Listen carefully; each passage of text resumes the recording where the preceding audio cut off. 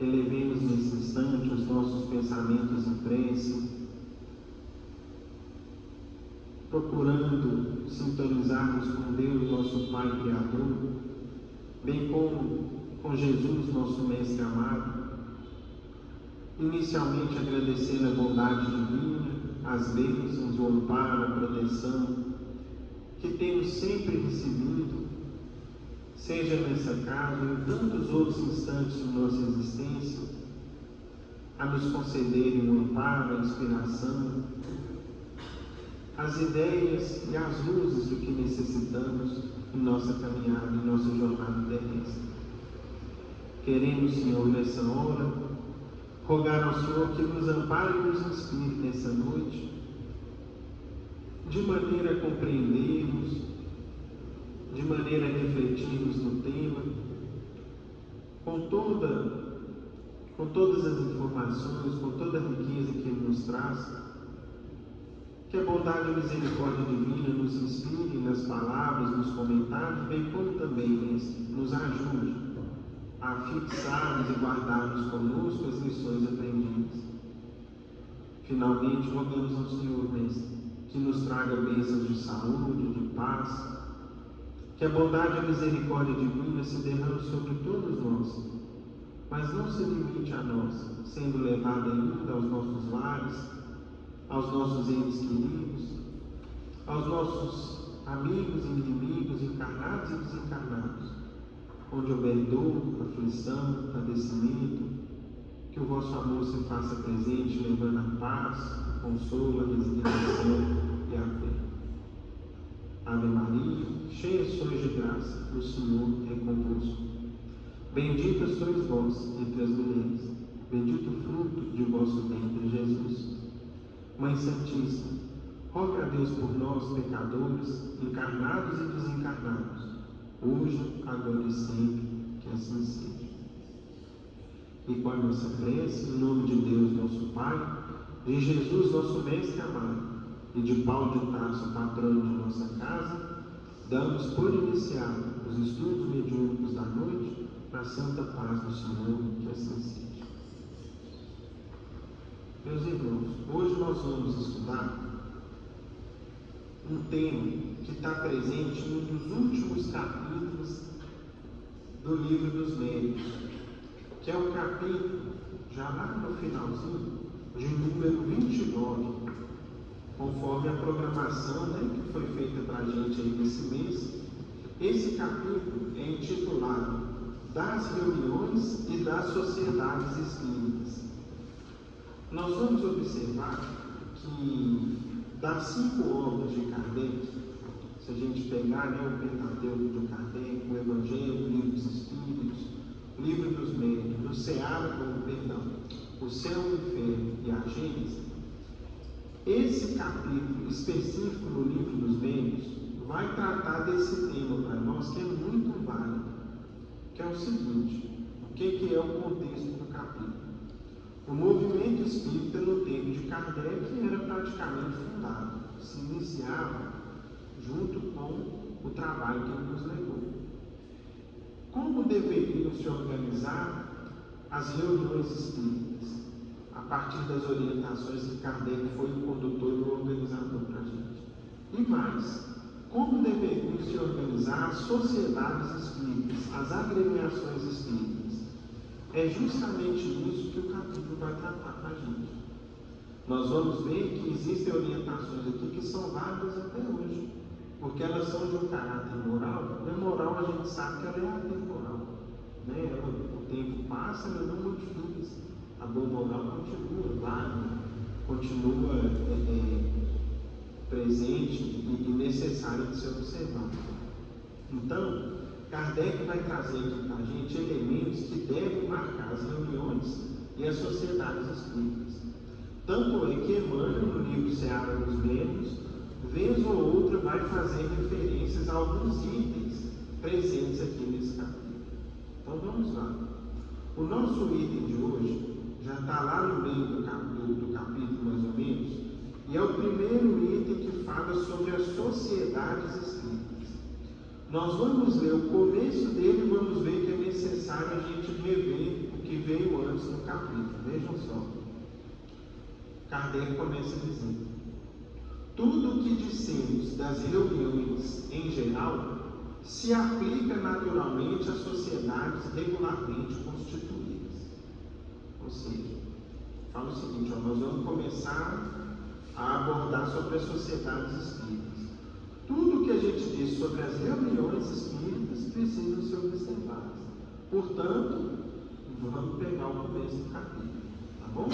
Vamos ver aqui o que o codificador vai comentar com a gente a respeito das reuniões espíritas. No primeiro item do capítulo, que é o item 324, ele começa dizendo assim para a gente: as reuniões espíritas oferecem grandíssimas vantagens, por permitirem que os que nelas tomam parte se esclareçam, mediante a pergunta das ideias, pelas questões e observações que se façam, das quais todos aproveitam. Então, vamos começar por aqui. O que a gente vê no comentário do codificador? Como são importantes as reuniões coletivas de estudo da doutrina. Nós, ao longo do tempo, percebemos, meus irmãos, o seguinte: o Espiritismo ele deve ser estudado, normalmente, por dois caminhos ou por dois métodos distintos e que ambos são necessários e ambos se complementam. Quais são? O estudo coletivo e o estudo individual. Cada um tem a sua aplicação, cada um tem o seu acréscimo ao aumento da bagagem espírita, ao aumento de conhecimentos, ao nosso processo de esclarecimento. Por quê? Vamos entender. Nas reuniões, por exemplo, o que a gente observa? Suponhamos, meus irmãos, que cada um de nós aqui tem um exemplar do Evangelho segundo o Espiritismo, uma obra básica nossa. Quantas vezes que às vezes a gente pega, faz uma leitura, seja no culto do Evangelho no lar, seja num estudo individual nosso, a gente observa às vezes o seguinte, ou a gente ouve falar de pessoas que estão iniciando a doutrina, o seguinte comentário: eu não entendi muito bem. Eu li, peguei mais ou menos, mas eu não entendi muito bem. Aí essa mesma pessoa pega e vem até uma reunião na fraternidade, na casa espírita. Chega aqui, o que ele vai se deparar?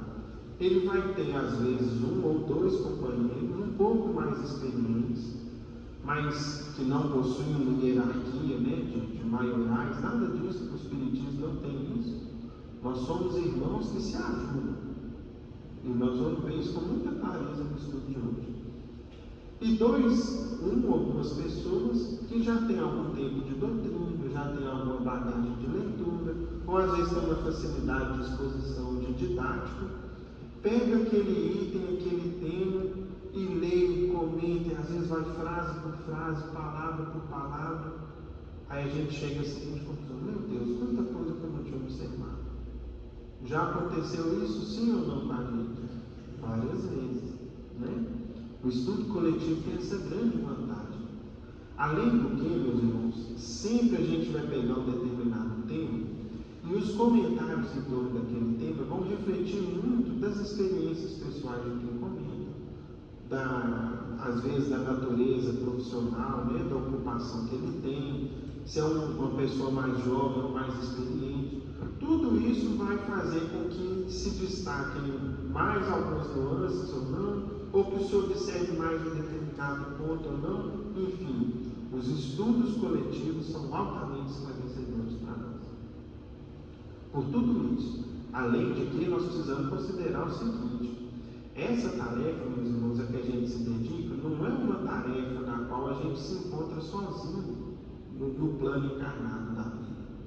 Sempre que a gente se dedica ao estudo e ao comentário da doutrina, todo divulgador espírita que se esforce nesse caminho, nessa tarefa, o que ele necessariamente precisa fazer? Oh, meu Deus, meu Espírito, meu Pai. Então, somado a minha experiência, as minhas leituras, a minha bagagem individual, às vezes tem muito mais ali de inspiração do alto do que propriamente daquilo que eu sou capaz de doar. Às vezes a gente vem e fala: meu Deus, que estudo excelente, como ficou claro, como ficou bom.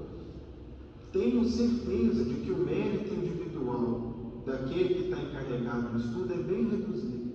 Para começar, essas obras não são de autoria nossa. E segundo, o conteúdo de inspiração e de amparo do alto é desconhecido ou não é mensurado por nós.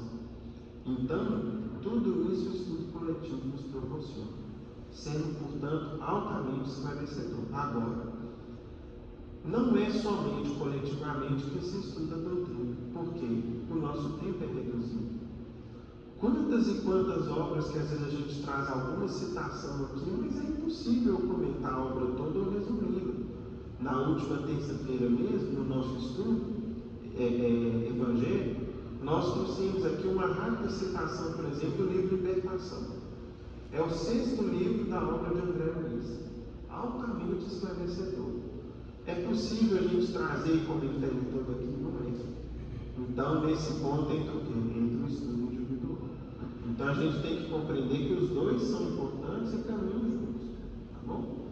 Seguindo o raciocínio do codificador. Mas, para que produzam todos os frutos desejáveis, requerem condições especiais que vamos examinar.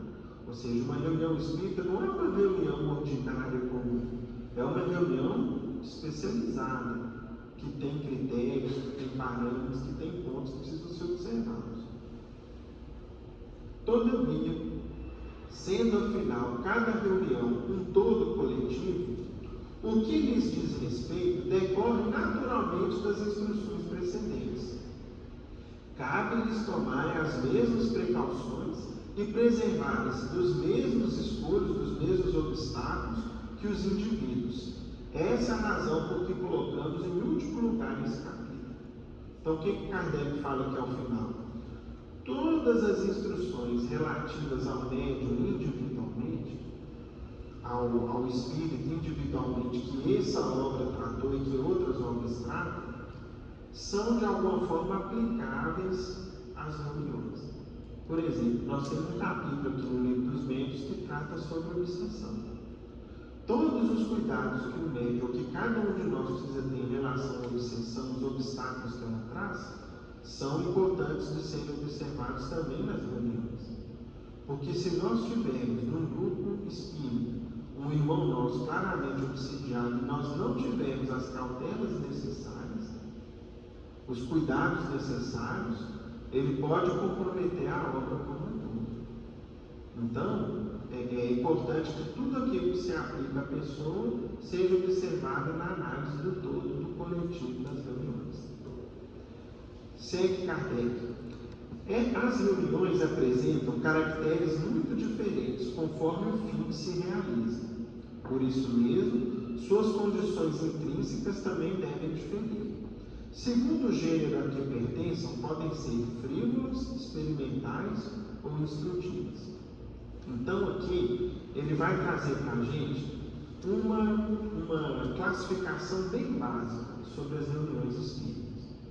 Desse ponto em diante, meus irmãos, nós vamos agora fazer um resumo, porque se a gente fosse ler, nosso tempo iria se esgotar. O que Kardec apresenta? Logo em seguida, ele vai falar conosco que tem 3 tipos básicos de reuniões espíritas.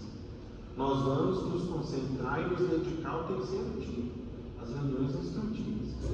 A primeira delas é chamada de reunião frívola.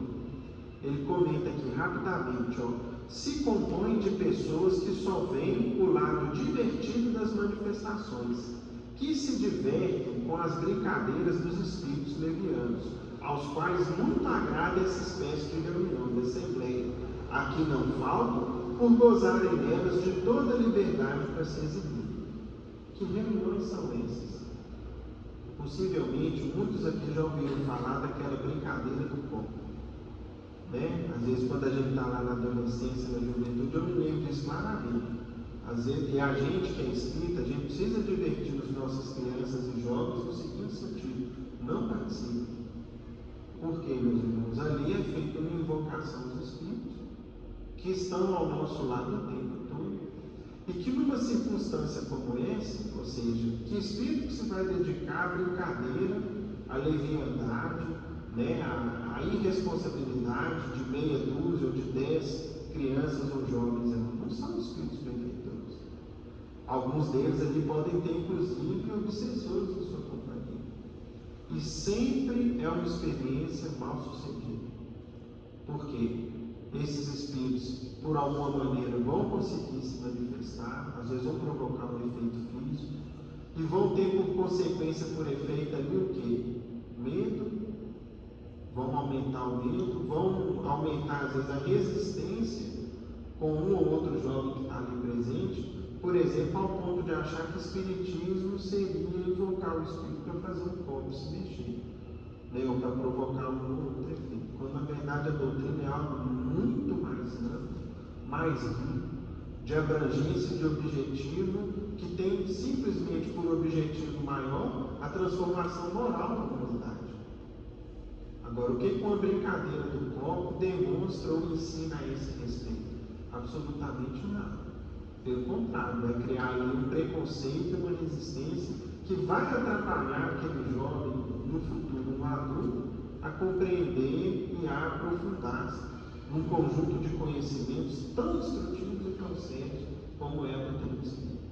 Pois bem, tem um segundo grupo de reuniões, chamadas reuniões experimentais, que foram muito feitas no início da doutrina, que era quando se reunia com o objetivo sério de produzir alguns efeitos mediúnicos para fins de estudo. Eram reuniões, por exemplo, quando se tinha alguns meios de efeitos físicos, e ali se provocava um ou outro efeito, para poder testar a veracidade, a autenticidade do fenômeno mediúnico, para ver se aquilo ali não era fruto, né, de um truque, de uma mágica, um efeito de um mecanismo eletromagnético oculto que fazia, por exemplo, as mesas girarem, etc. Tudo isso, meus irmãos, ficou nos primórdios da doutrina. Esses estudos já foram todos feitos, estão todos catalogados, reunidos nos livros. Nós não precisamos mais provocar ou nos reunirmos para fins de testar a veracidade ou a autenticidade do fenômeno mediúnico. Basta que a gente estude. Quem quiser aprofundar-se nesse tema, peguem um livro chamado A História do Espiritismo ou A História do Espiritualismo, de Arthur Conan Doyle. De vez em quando a gente cita essa obra aqui. Lá nós vamos ver todos esses primeiros capítulos da doutrina espírita, os estudos que foram feitos, os médiuns, alguns médiuns excepcionais, que tinham dons absolutamente extraordinários. Tudo está lá catalogado, os estudos que foram feitos, enfim, essa etapa já foi vencida. As reuniões a que a gente deve se dedicar são chamadas reuniões instrutivas, que apresentam um caráter muito diverso, e como são as em que se pode aurir o verdadeiro ensino, insistiremos mais sobre as condições a que devem satisfazer. Então, posto isso, nós vamos estudar as reuniões instrutivas daqui em diante. Primeiro ponto que Kardec coloca, elas precisam ser sérias, na integral acepção da palavra, ou seja, nós devemos procurar a doutrina espírita com um objetivo sério, não de curiosidade, não de brincadeira, não de projeção pessoal, não de encontro social, nada disso, com o objetivo sério de nos instruirmos, de nos consolarmos, de nos reeducarmos. Quando a gente está atendendo esse objetivo, esse propósito sério, nós já temos uma primeira condição necessária para organizarmos uma reunião instrutiva, que vai nos educar, que vai nos ensinar. Mais adiante, avançando aqui no nosso resumo, lá no item 329, Kardec vai falar: as reuniões de estudos são, além disso, de imensa utilidade para os médiuns, para aqueles, sobretudo, que seriamente desejam aperfeiçoar-se e que a elas não comparecem, dominados por toda presunção de infalibilidade. Ou seja, o médium, mesmo depois de destravado o dom mediúnico, a mediunidade está presente, a pessoa, por exemplo, já está psicografando, ou já está dando comunicação psicofônica, ou já trabalha no serviço de passe, ou é um médium de inspiração na divulgação espírita, ou no processo de doutrinação e esclarecimento da reunião mediúnica, ainda assim ele não está dispensado de estudar. que Kardec fala. O estudo da doutrina faz com que a gente esteja sempre se aperfeiçoando e é um grande profilático contra o processo obsessivo. Quando o médium chega no ponto assim, não, eu já estudei tudo. Eu já estudei o livro dos médicos, já estudei o Seara dos Médicos, já estudei os domínios da mediunidade, já estudei a obra de André Luiz, para mim agora é só trabalhar, não preciso mais estudar. Está errado. Você já estudou tudo? Já, então estuda de novo, meu filho. Tem muita coisa lá que você já esqueceu. Outra coisa, como que a gente muda ao longo da vida? Aquilo que a gente leu há 10 anos atrás, hoje em dia a gente carrega outra experiência de vida, né? A gente passou por situações diferentes. Às vezes ali eu já fui pai, já fui mãe, aprendi, né, formei minha família, enfim, a vida vai tendo tantas mudanças e com isso vai vindo amadurecimento, experiências boas e amargas. O fato é que o nosso entendimento vai mudando ao longo da vida. E algo que a gente leu numa obra e nem sequer observou, numa releitura, num novo estudo, a gente fala, meu Deus, que maravilha, não lembrava de nada disso. Né? Não sabia que tinha isso aqui, que beleza ter voltado, ter reestudado essa obra. Então o estudo deve ser o quê? Ininterrupto. Tem uma opinião interessante de Emmanuel, eu não me lembro em que obra que está, mas ele comenta que ele está há séculos estudando o Evangelho de Jesus e acha que ainda não é o suficiente. Né? Basta a gente ver, por exemplo, as mais de 1000 páginas que Emmanuel nos trouxe comentando versículos bíblicos, que são uma fonte de sabedoria enorme para a compreensão da Bíblia, para a compreensão especialmente do Novo Testamento. E ele se considera ainda necessitado de continuar estudando. É o que a gente observa com o tempo. Seguindo, meus irmãos, no capítulo, Kardec ainda vai falar conosco, e aqui já é um ponto que a gente vai se deter um pouco mais, no item 331, o seguinte: uma reunião é um ser coletivo, cujas qualidades e propriedades são a resultante das de seus membros e formam como que um feixe. Então vamos lá. Quando a gente se reúne, de alguma maneira, as nossas potencialidades, as nossas virtudes iniciais e mesmo as nossas limitações e vícios, como que se somam, formando ali um ser coletivo. Ora, esse feixe, ou seja, essa junção de forças, de energias, de valores, forma, este feixe, tanto mais força terá, quanto mais homogêneo for. Então, o que Kardec começa a nos aconselhar aqui? Nós precisamos, ao longo do tempo, constituir uma certa homogeneidade de pensamentos, de princípios, de propostas, de objetivos, de ideais nas nossas reuniões espíritas. E aí a gente pergunta, como que nós vamos caminhar para essa chamada homogeneidade aqui? Isso não significa, meus irmãos, que a gente perca a nossa individualidade. Ela é um caráter indissociável do nosso espírito, que nós vamos levar para sempre conosco. Alguns pontos que marcam a minha individualidade. O que Kardec está colocando para a gente é o seguinte: nós precisamos, de certa forma, caminhar para sermos cada vez mais homogêneos em torno do Evangelho de Cristo.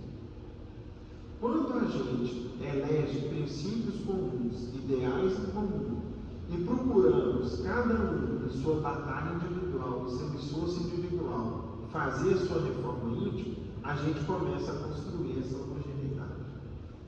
Porque eu começo a vir nos estudos das reuniões, estou vendo ali, por exemplo, eu sou muito impaciente, esse é meu grande trabalho, cultivar a paciência.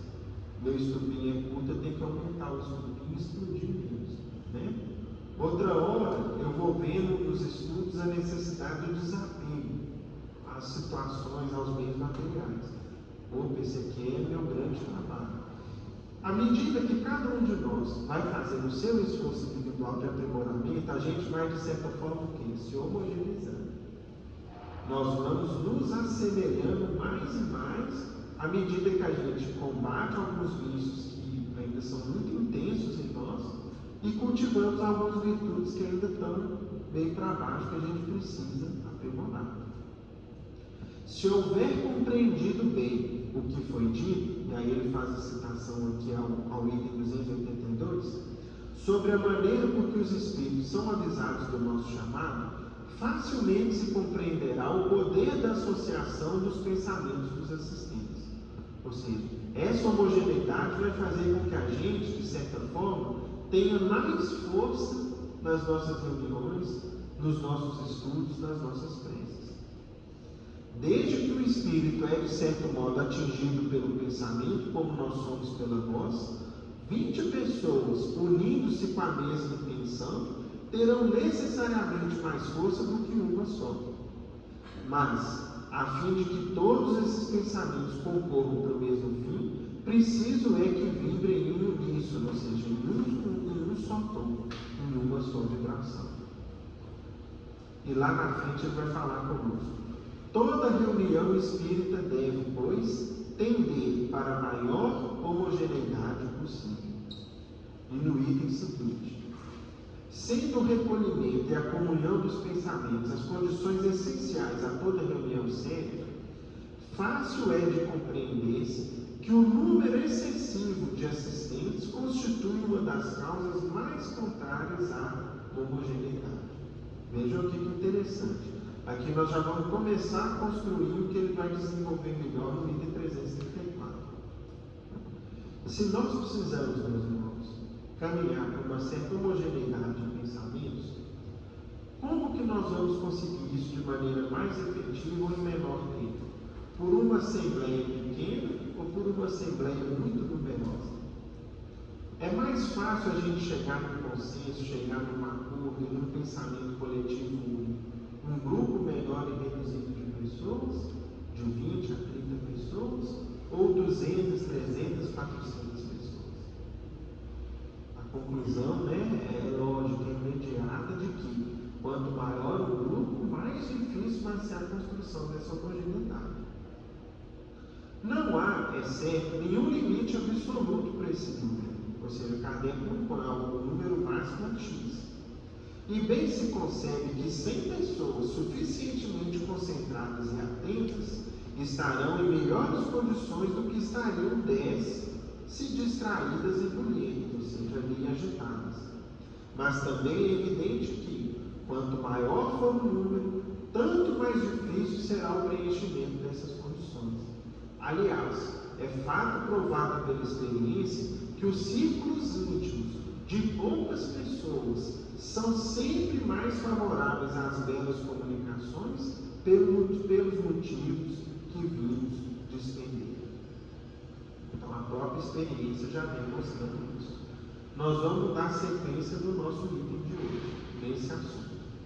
Finalmente, no item 333, ele vai falar para a gente o seguinte: há ainda outro ponto não menos importante, o da regularidade das reuniões. Em todas, sempre estão presentes espíritos a que poderíamos chamar frequentadores habituais, sem que com isso pretendamos referir-nos aos que se encontram em toda parte e em tudo se metem. Aqueles são ou espíritos protetores ou os que mais assiduamente se veem interrogados. Ou seja, concluindo aqui essa primeira parte, não podemos deixar em segundo plano a necessidade da assiduidade e da regularidade das reuniões. A gente não pode se entregar a uma tarefa espírita e hoje tem reunião, tem, amanhã não, está chovendo muito, não tem não, né?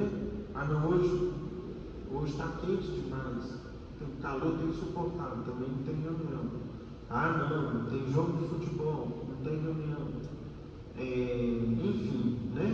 Tem isso, tem aquilo, um ou outro evento da vida social. Se a gente for por aí, sempre vai ter um pretexto e um motivo para a reunião não acontecer. Isso aqui vale individualmente para a gente também, para que a gente não vá ao compromisso assumido. Nós precisamos, meus irmãos, em matéria de doutrina, o Espiritismo não pede muito da gente.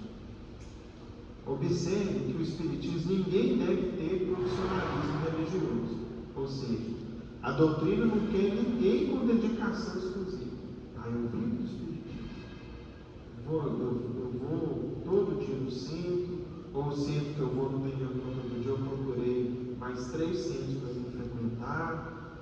talvez durante o dia eu tenha essa, aquela tarefa, não. O Espiritismo pede para a gente ter a nossa profissão, cuidar da família, ter os momentos de lazer e de descanso, para a gente ter um momento de estudo individual, né? E para a gente, agora, naquele tempo que a gente tem a tarefa, naquele tempo, sim, disciplinas, esteja presente, não falte, chegue no horário, abrace o compromisso, não como algo que a gente vai eventualmente, quando der eu vou. Tem irmãos nossos que às vezes é o seguinte, hoje não tem nada para fazer, então vamos para a fraternidade. Não é assim. Hoje eu tenho fraternidade, as outras coisas esperam, né? Então a gente precisa construir um certo senso de prioridade, porque os espíritos vão estar presentes. E mais do que os espíritos vão estar presentes, nós não imaginamos os quadros de sofrimento que às vezes a espiritualidade superior custou a trazer a pessoa para o centro. Então a pessoa com um processo obsessivo dificílimo. Aí o anjo de guarda dele, junto com mais dois benfeitores, fazem de tudo, conjugam uma série de fatores para poder levar aquela pessoa aquele dia na fraternidade, para tomar um passe, para escutar uma reunião. Por exemplo, na última terça-feira nós estudamos sobre o ódio. Aí ele vai aqui estudar sobre o ódio, a necessidade do perdão. É o que vai começar a melhorar a vida daquela pessoa. Aí no belo dia, né, os frequentadores ou aquela pessoa que estava encarregada do trabalho, não, hoje está chovendo demais, eu vou ficar em casa aqui, que lavei meu carro hoje, não vou sujar meu carro todo. Puxa vida. E aquele esforço todo que foi feito, né? Então a gente tem que compreender a seriedade do trabalho que está envolvido. Nós não temos, a doutrina não nos pede muito, mas o pouco que ela nos pede, ela pede para a gente o seguinte: senso de prioridade, amor pela tarefa, dedicação, leve o seu melhor, leve o melhor do seu sentimento, do seu coração e do seu conhecimento em benefício de uma tarefa no qual a gente auxilia o próximo e nós somos os mais ajudados. A gente sempre percebe isso. Pois bem, meus irmãos, visto isso sobre as reuniões espíritas, vamos agora às sociedades espíritas.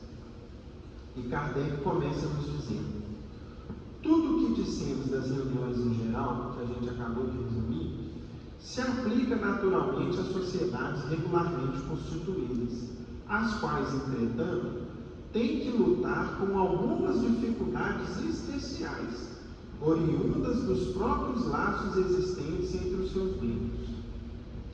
Frequentes sendo os pedidos que se nos dirigem de esclarecimento sobre a maneira de se formar as sociedades, resumimos aqui em algumas palavras.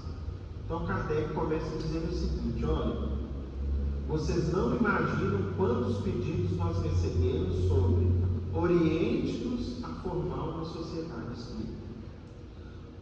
No ano de publicação do Livro dos Médiuns, nós estamos no ano de 1861. Havia 4 anos da publicação do Livro dos Espíritos. Durante esse intervalo, havia um periódico espírita de grande importância no estudo da doutrina, cujos artigos, cujas páginas, cujas mensagens psicografadas, inclusive vieram a compor algumas obras posteriores, organizadas por Kardec. Esse periódico, meus irmãos, era chamada Revista Espírita, que foi publicada por mais de 10 anos, nesse intervalo entre a publicação do Livro dos Espíritos em 1857 e a publicação da última obra, que foi a Gênesis, em 1868. Foi um periódico ininterrupto. Enquanto Kardec teve vida, ele foi publicado. Eu não sei dizer agora para os irmãos se após o desencarne de Kardec continuou ou quanto tempo depois foi interrompido. O fato é o seguinte: sempre perguntavam para Kardec como organizar uma fraternidade, uma sociedade espírita. Ele que participava de uma sociedade já constituída, que era a Sociedade Parisiense dos Estudos Espíritas, em Paris, em torno da qual se reuniam Kardec, Gabriel Delano, e outros contemporâneos, né, do codificador Camilo Flammarion, enfim, outros irmãos que junto com ele, organizaram e publicava a revista espírita, ajudava na publicação das 5 obras básicas, etc. Então vinham os pedidos para Kardec. Como constituir e organizar uma sociedade espírita? Começa o pontificador. O Espiritismo, que apenas acaba de nascer, de fato, né? Tinha 4 aninhos aqui, 1861, em relação a 1857. Ainda é diversamente apreciado e muito pouco compreendido em sua essência, por grande número de adeptos, de modo a oferecer um laço forte que prenda entre si os membros do que se possa chamar uma associação ou sociedade. Então Kardec começa a dizer aqui o seguinte: olha, a doutrina foi recentemente lançada. E o que a gente observa é que ainda não existe um laço que una os membros dessa doutrina que acaba de nascer, ao ponto de fazer que exista o quê? A chamada homogeneidade que a gente comentou, né? Há quanto tempo nós que hoje somos espíritas estudamos a doutrina? Eu estou aqui desde pequenininho, das escolas de evangelho. Então eu abracei o princípio que eu tenho estudado há cerca de 40 anos, que a gente vai reforçando com o tempo. O Gilvan, às vezes, já tem 10 ou 20 anos, né? O Carlos já há um tempo, a Dona Luzia. Cada um de nós temos estudado esses princípios, individual ou coletivamente, nesse grupo ou em outros grupos espíritas, que fazem com que nós tenhamos valores, ideais, princípios, ideias em comum, que de certa forma nos aproximam. Isso ainda não tinha ao tempo de Kardec. Impossível é que semelhante laço exista, a não ser entre os que lhe percebem o objetivo moral, o compreendem e o aplicam a si mesmos. Então, como criar esse laço que nos une? Nós precisamos, como que eu vou compreender o objetivo moral da doutrina, compreendê-lo e aplicá-lo a nós mesmos? Nós precisamos o quê? Estudar. Quanto mais nós estudamos, mais nós nos uniformizamos, ou mais a gente se aproxima nesses princípios em comum.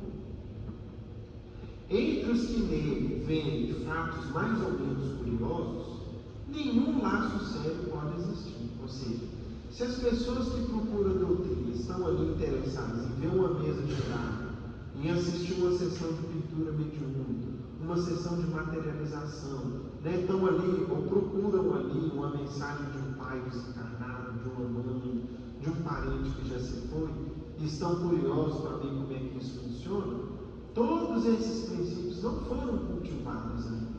Então não vai haver ali as condições para que se forme esse laço de união. Colocando os fatos acima dos princípios, uma simples divergência quanto à maneira de os considerar basta para dividi-los. Ou seja, uma única circunstância, uma pequena coisa, uma bagatela às vezes, vai ser o suficiente para criar o que, meus irmãos? Uma divisão. Uma coisa às vezes simples, que às vezes as próprias trevas jogam ali como uma pegadinha, uma armadilha, vai fazer o seguinte: eu penso de um jeito, o Carlos de outro, a gente não se entende, não rola mais. E a gente às vezes se afasta ou rapidamente, né, desconstitui uma agremiação que podia ser promissora. O mesmo já não se dá com os primeiros, ou seja, com aqueles que compreendem a doutrina, que percebem o seu objetivo moral e eles possam aplicar a si mesmos. O mesmo não se dá com estes, porquanto, acerca da questão moral, não pode haver duas maneiras de encará-la. Tanto assim que, onde quer que eles se encontrem, vejam que interessante, o que vai se formar entre nós com o passar do tempo? Confiança mútua nos atrai uns para os outros, e a recíproca benevolência que entre todos reina exclui o constrangimento e o vexame que nascem da suscetibilidade, do melindre, do orgulho que se irrita à menor contradição, do egoísmo que tudo reclama para a pessoa de quem domina. Então vejam que beleza. Quando a gente, meus irmãos, se esforça em compreender e estudar a doutrina, vemos as nossas próprias limitações, estamos ali na nossa batalha silenciosa da reforma íntima, o que começa a haver entre nós? Um sentimento de respeito recíproco, de confiança. Nós nos igualamos na necessidade de aprimoramento espiritual. Então eu não sou superior, meu irmão está ali é inferior, nada disso. Nós somos irmãos em aperfeiçoamento, uns ajudando os outros. Todos possuem defeitos e limitações, e eu preciso compreender o seguinte: olha, eu vou à casa espírita em busca do Evangelho do Cristo, da compreensão da doutrina, me lembrando de que os que vão lá e que caminham comigo são tão falíveis quanto eu. Portanto, estejamos preparados. De vez em quando, um ou outro amigo ou irmão da casa espírita vai ter alguma conduta diferente da que a gente espera ou gostaria que ele tivesse. Às vezes, muitas vezes, inclusive, em dissonância com a doutrina. Só que o que eu tenho que lembrar? Oh meu Deus, ele é tão necessitado quanto eu. Ele tem essa dificuldade, eu tenho outras. Então, do mesmo jeito que eu preciso da fraternidade, eu preciso da casa espírita, ele também precisa. E aí, meus irmãos, começa esse sentimento, esse laço de união, de respeito recíproco, de amizade, de respeito que nós temos que ter uns pelos outros, quando a gente se vê com as limitações que eu tenho. Sei que o meu irmão tem as suas limitações, mas é juntos, no trabalho e no estudo da doutrina, que todos nós vamos o quê? Melhorar o tempo. Nós estamos aqui é porque a gente precisa. E foi Jesus que disse. Isso não é uma opinião nossa. O que o Cristo nos falou? Eu não vim para os sãos, eu vim para os doentes. Nós nos igualamos pelas doenças da alma, cada um de nós com a sua. Mas nós estamos aqui para melhorar elas, e aí ajudando uns aos outros que nós vamos conseguir. Vejam como que tudo muda, né? Uma sociedade onde aqueles sentimentos se achassem partilhados por todos, onde os seus componentes se reunissem com o propósito de se instruírem pelos ensinos dos Espíritos, e não na expectativa de presenciarem coisas mais ou menos interessantes, ou seja, a gente deve vir para a casa espírita no objetivo do aprendizado.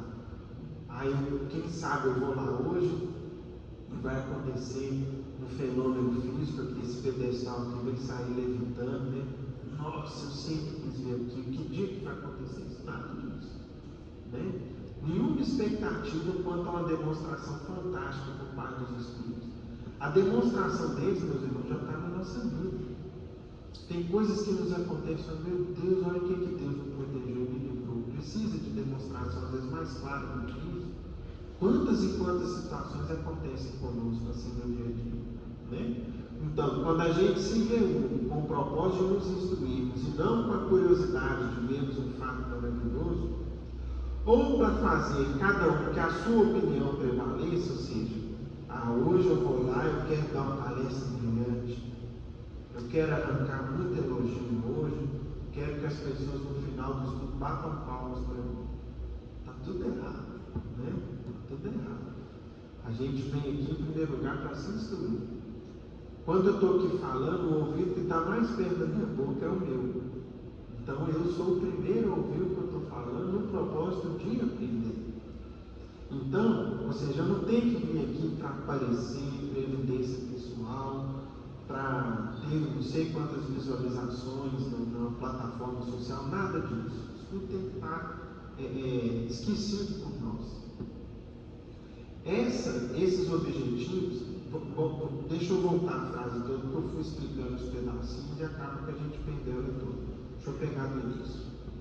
Uma sociedade onde aqueles sentimentos se achassem partilhados por todos, onde os seus componentes se reunissem com o propósito de se instruírem pelos ensinos dos Espíritos, e não na expectativa de presenciarem coisas mais ou menos interessantes, ou para fazer cada um que a sua opinião prevaleça, seria não só viável, mas também indissolúvel.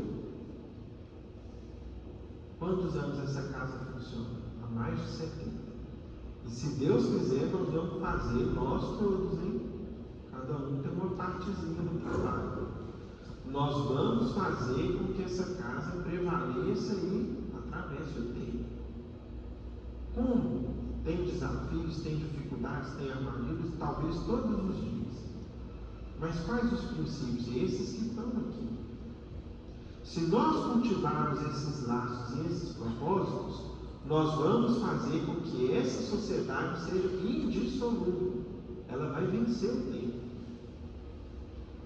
A dificuldade, ainda grande, de reunir crescido número de elementos homogêneos nesse ponto de vista, ou seja, como não é fácil reunir um grande número de pessoas em homogeneidade de pensamentos e de princípios como os que a gente expôs, nos leva a dizer que, no interesse dos estudos e por bem da causa mesma, as reuniões espíritas devem tender antes a multiplicação de pequenos grupos do que a constituição de grandes aglomerações.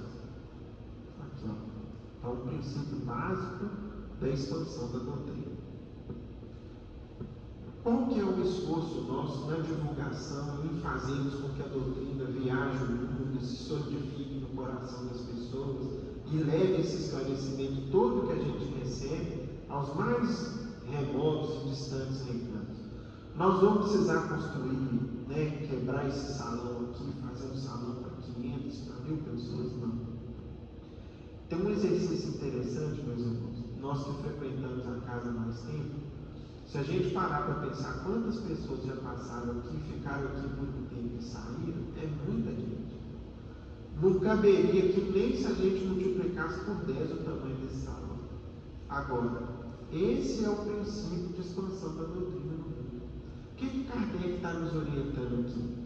Não queiram fazer uma sociedade espírita muito grande, muito espaçosa, que comporte uma grande quantidade de pessoas. Ao contrário, procurem multiplicar pequenos grupos, porque em grupos menores, a construção dessa homogeneidade de princípios e desse clima quase que familiar, no qual a gente se reúne e se encontra como se fosse um grupo familiar, que bom que você veio, e a gente aos poucos vai guardando o nome de todos. Esse é o princípio de divulgação e de promoção da doutrina espírita no mundo. Nós não vamos organizar aqui um Mineirão cheio, um Mineirinho cheio, ou uma fraternidade espírita, que caiba aí 10.000, 5.000 pessoas, não. Os pequenos grupos são melhores. Neles a gente constrói um clima familiar, um clima da amizade. Como que era, meus irmãos, o cristianismo em seus primórdios? Era assim.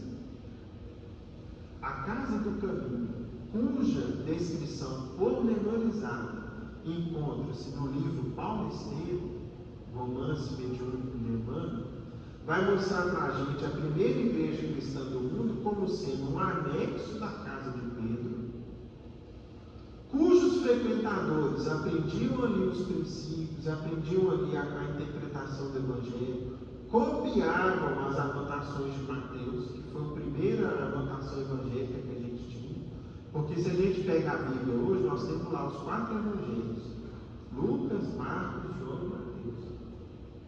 Nos primeiros anos, após a volta de Jesus ao mundo espiritual, nós só tínhamos as anotações de Levi e de Mateus, conforme consta lá do livro Paulo Estevam, diferente do que os estudiosos da Bíblia colocam. Depois vocês pesquisam, vocês vão ver que eles não apontam Mateus como sendo o primeiro evangelho. E, portanto, o que eles faziam? Estudavam ali por um tempo, faziam cópia do evangelho, daí a pouco, estavam em Damasco, estavam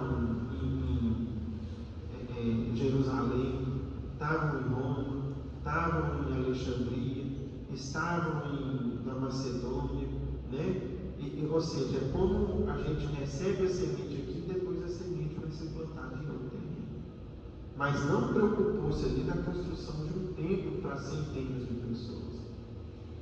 Pelo contrário, muitos pequenos grupos. Continua Kardec.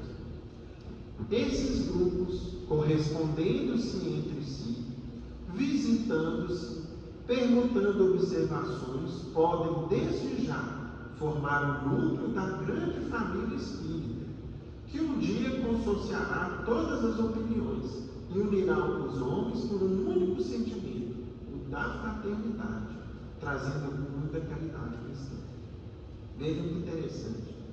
Possivelmente, muitos dos irmãos aqui presentes já foram ou já frequentaram outros grupos espíritas. E é assim mesmo, né? Nós não precisamos, não existe uma obrigatoriedade de fixar um determinado tempo, numa determinada casa espírita.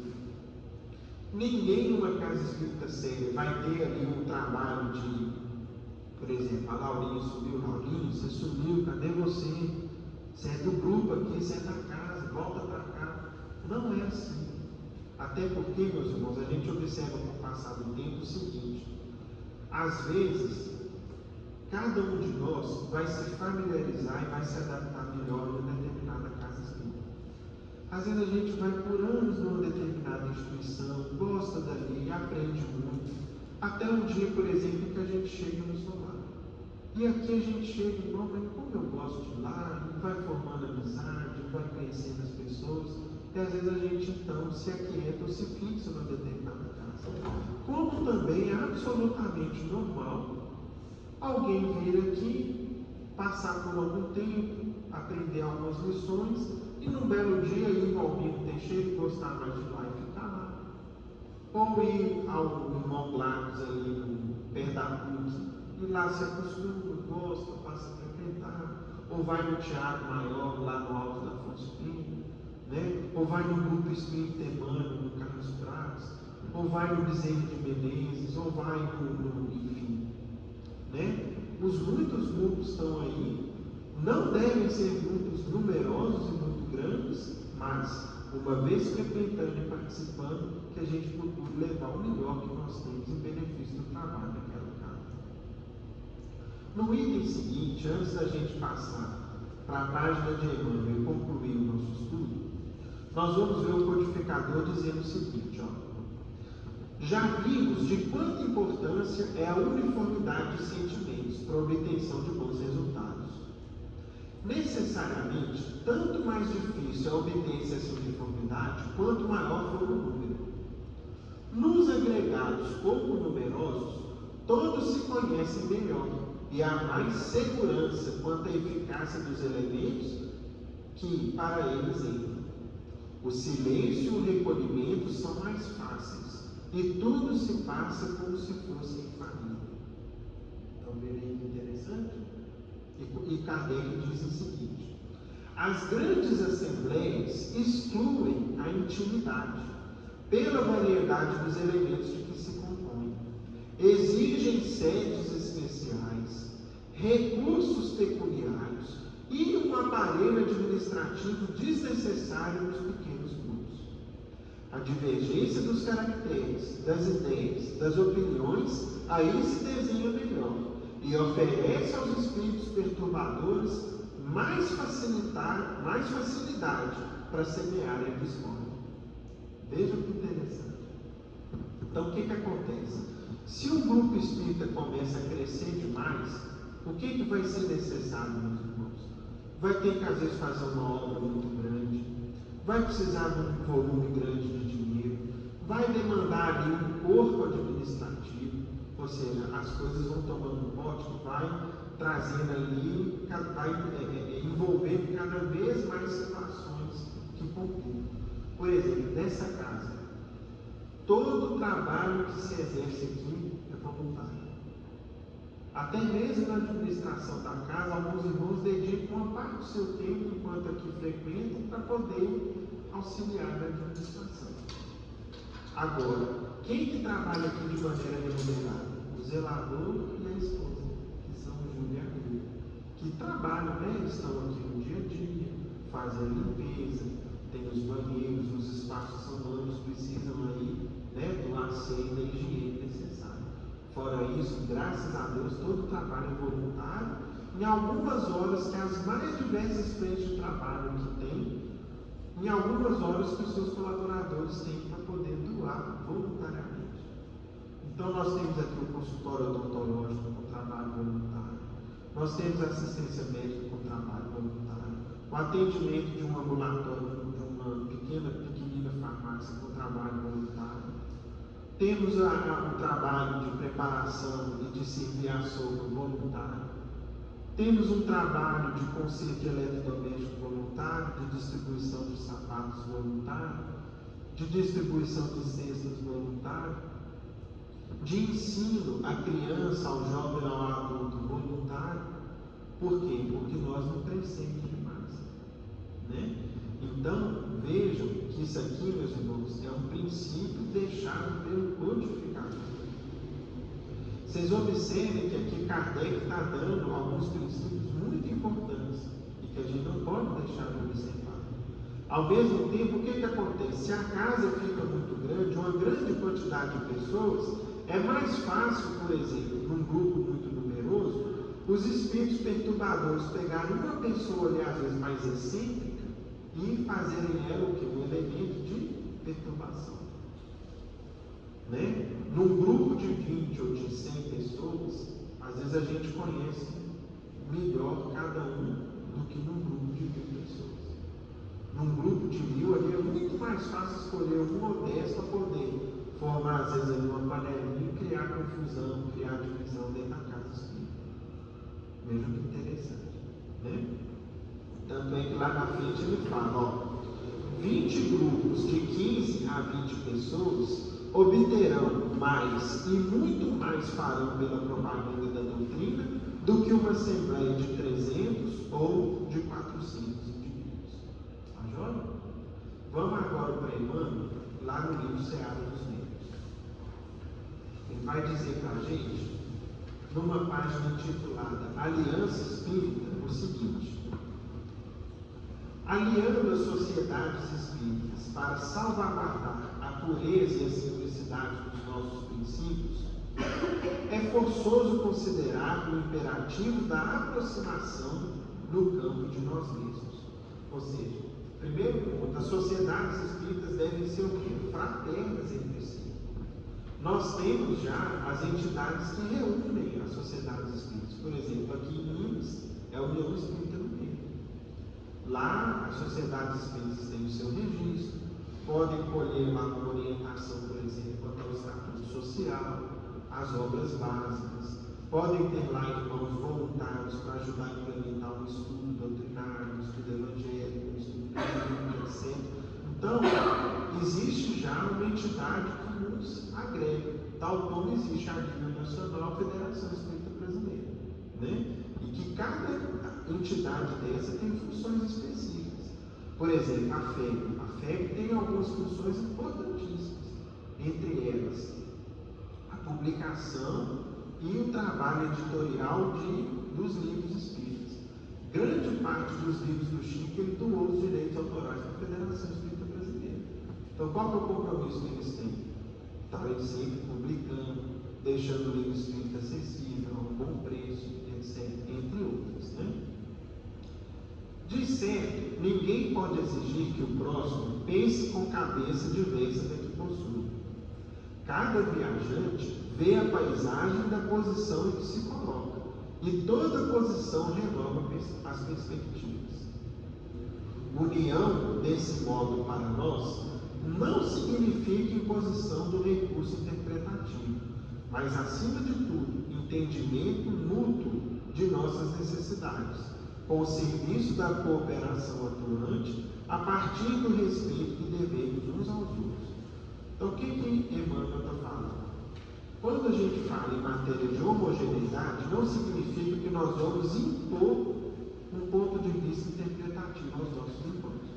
Pelo contrário, vai muito mais na linha do que a gente comentava aqui antes, da compreensão de que todos nós precisamos da doutrina, de que cada um de nós possui as suas limitações, de que precisa haver muito respeito, muita indulgência entre nós em relação aos defeitos alheios, e mais, de que muitas vezes cada um de nós possui uma perspectiva, um ponto de vista às vezes diferente, de acordo com a nossa posição na vida, de acordo com as nossas experiências, de acordo com aquilo que a gente já viveu, e mais, de acordo com a nossa bagagem que a gente traz do passado também, né? Iniciemos assim a nossa edificação de concórdia, ou seja, como é que nós vamos construir essa união, essa concórdia, esse entendimento mútuo entre nós? Aposentando a lâmina da crítica. Emmanuel foi assim. Qual que é o jeito mais efetivo da gente, nós nos tornarmos mais fraternos, de nós nos irmanarmos mais, de nós nos constituirmos uma verdadeira fraternidade? Aposenta a lâmina da crítica, critica menos os outros, foca mais no seu trabalho, na sua reforma íntima, nas suas necessidades. Esse é o tema. Vejam que Emmanuel não deu volta aqui, meus irmãos, ele foi em cima, né? Cuidado com as críticas. Zurzir, ou seja, golpear os irmãos de luta, é retalhar-lhes a própria alma, exaurindo-lhe as forças. Então, o que a gente observa? É o que a gente dizia, todos nós temos as nossas limitações e necessidades. Com o tempo, a doutrina faz a gente ficar mais perspicaz. Eu observo mais os detalhes da conduta alheia e da minha. Só que eu tenho que tomar cuidado para mim não observar muito a conduta alheia e observar mais a minha. Porque, no contrário, eu vou começar dentro da casa espírita o seguinte: fulano está ali trabalhando na sopa, mas é um gosto de ignorância, né? Ciclano está ali trabalhando na exposição espírita, mas não faz nada daquilo que ele fala, né? Beltrano está lá na campanha do que pedindo de casa em casa, mas é incapaz de dar um centavo. Aí, meus irmãos, vai começar um clima que tem a tendência de acabar com o trabalho. Isso acaba com o centro espírita. Se o companheiro fala por bem, ainda que sejam algumas frases por dia, estende-lhe concurso espontâneo para que enriqueça o próprio tempo. Ou seja, se ele está ali falando, ajudando na divulgação, mas ainda precisa melhorar um pouco, ajude ele. Se escreve para construir, ainda que seja uma página por ano, encoraja o esforço nobre. Se dedica energias no socorro aos doentes, ainda que seja preso ou multa, incentiva-lhe o trabalho. Se consegue dar apenas algumas migalhas no culto da assistência aos que sofrem, auxilia o passo começante nas boas obras. Se vive afastado das próprias obrigações, ora por ele, reze por ele, em vez de açoitá-lo. E se está em erro, ampara-lhe o esclarecimento através da colaboração digna, lembrando que a arzedia, ou seja, que a crítica, o apontamento infeliz, agrava a distância. Ou seja, se a gente vem criticar alguém com falta de caridade, o que eu vou fazer com aquela pessoa? Eu só vou fazer com que ela se distancie de nós. Isso é matemático na vida, gente. Qualquer um de nós talvez já teve algumas experiências nesse sentido. Tem hora que não adianta você bater de frente. Você precisa abordar por outro caminho.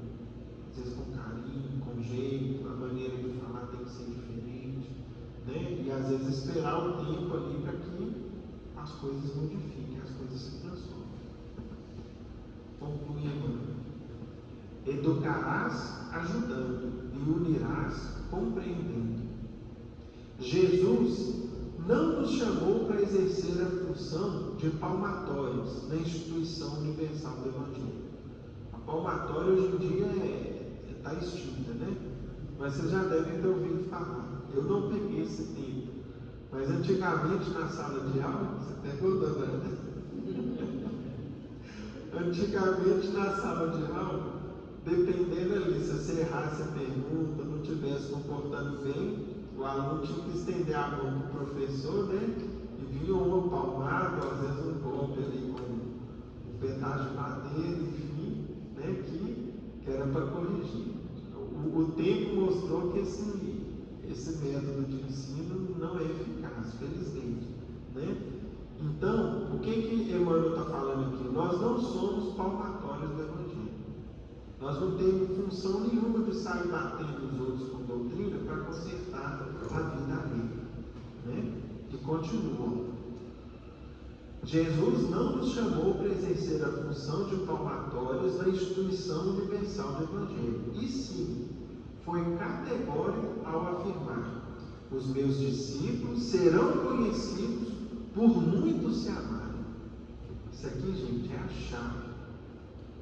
Nós precisamos, no trabalho nosso, de estudo, de aprendizado do Evangelho, nós precisamos essencialmente o quê? Sermos muito amigos uns dos outros. Nós temos que ter a alegria de nos encontrarmos, de nos reunirmos, tratar o amigo, o companheiro da casa espírita como um familiar querido, e precisamos ir construindo entre nós, ao longo do tempo, esse laço de amizade, de amor, de respeito, mesmo com algumas diferenças de ponto de vista. E nós vamos ver que isso é perfeitamente possível. O Evangelho nos une. Nós temos princípios em comuns nos quais nós abraçamos. E nós vamos ver que a construção desse laço de fraternidade, de amizade, de amor, vai acontecendo naturalmente com o passar do tempo. Né? E Allan Kardec, explanando sobre a conveniência da multiplicação dos grupos espíritas, asseverou claramente no item 334, capítulo 29 do Livro dos Médiuns, que esses grupos, correspondendo-se entre si, visitando-se, permutando observações, podem formar desde já o núcleo da grande família espírita, que um dia consociará todas as opiniões e reunirá os homens por um único sentimento, o da fraternidade, trazendo o cunho da caridade cristã. E isso que a gente observa, meus irmãos, é muito interessante como que, com o passar do tempo, nós vamos nos irmanando, nos confraternizando, nos estimando reciprocamente, mesmo que mantidas algumas divergências de opiniões. Por exemplo, nessa casa, às vezes, tem um que é cruzeirense, o outro é atleticano, mas existe aqui uma amizade danada entre nós. Por quê? Fica em segundo plano. Às vezes, no espectro político, a gente sabe que às vezes um pensa num extremo, outro pensa no outro pensa ali no meio termo mais para um lado, outro pensa mais no meio termo para o outro, só que isso não nos atrapalha. Porque isso não é a essência, não são os princípios que nos unem. E aos poucos a gente vai construindo essa fraternidade entre nós. Tudo isso fica em segundo plano. E a gente vai então antecipando nas casas espíritas a fraternidade que um dia vai existir no mundo todo. Por exemplo, nessa casa nós temos a alegria de nos confraternizar nas mais diversas posições sociais. Como é bom aqui, por exemplo, nos dias de sábado, nós nos encontrarmos a todos quando a casa está mais cheia e nós nos sentimos numa só família, com as mais diferentes condições sociais e econômicas que a gente tem. Mas a gente se alegra quando vê um, quando reencontra o outro. Eles também se alegram conosco. Ou seja, nós começamos a viver nos grupos espíritas a fraternidade que um dia vai existir na sociedade como um todo. Que é a compreensão de quê? Nós somos uma família só.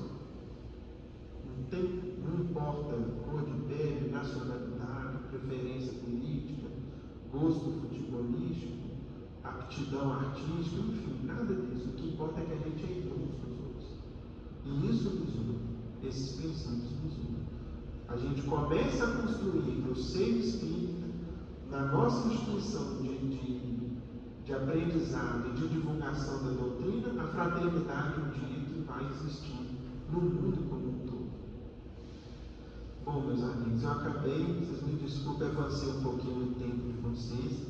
Vou interromper a gravação e em seguida a gente vai franquear a palavra para as participações.